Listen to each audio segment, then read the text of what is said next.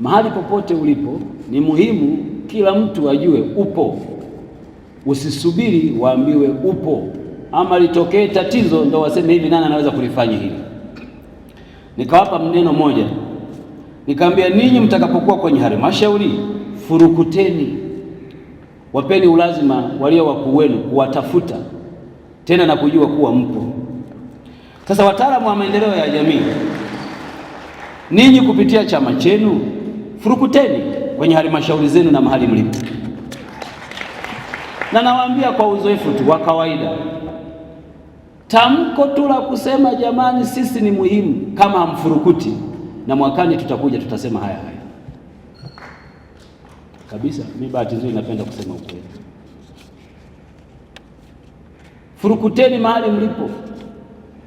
Usimruhusu mkubwa wako wa kazi mpaka aseme kuna kazi hii inafanywa, baadaye akifika mwisho aseme kwamba hivi na fulani anaweza kuifanya.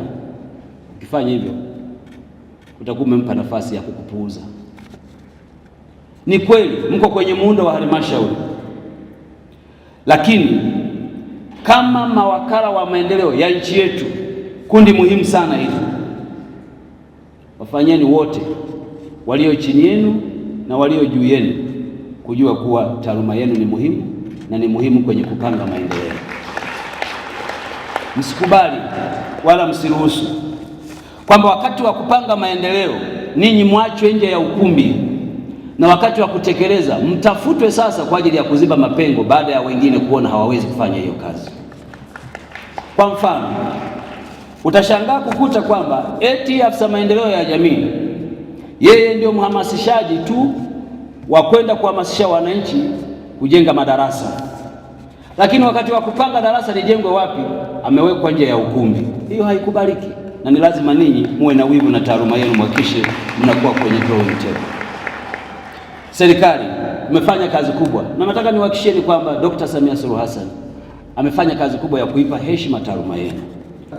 Basi imani yangu ni kwamba mwaka unaokuja tutakapokuwa kwenye mkutano mkuu huu, mengi ya yale mtakayokuwa mmeyazungumza yatakuwa yamefanywa kazi, na mimi nitakuwa wakala wenu kuanzia leo kwenda mbele kuyapeleka haya kwa Mheshimiwa Makamu wa Rais na viongozi wengine.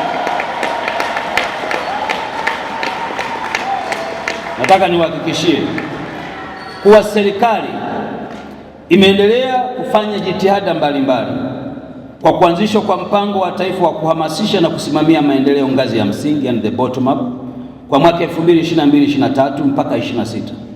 Mpango huu unalenga kuwafanya wananchi kuwa kitovu cha maendeleo ngazi ya chini. Ni kawaida mno mahali fulani mipango isipowekwa na wakashirikishwa maafisa maendeleo, unakuta mnataka kujenga darasa, wananchi hao ambao ni wanufaika wa hilo darasa wanakataa, wanasema hapa hatutaki. Kwa nini? Kwa sababu mipango imeanza na wakubwa, halafu wadogo ndo wanapelekewa.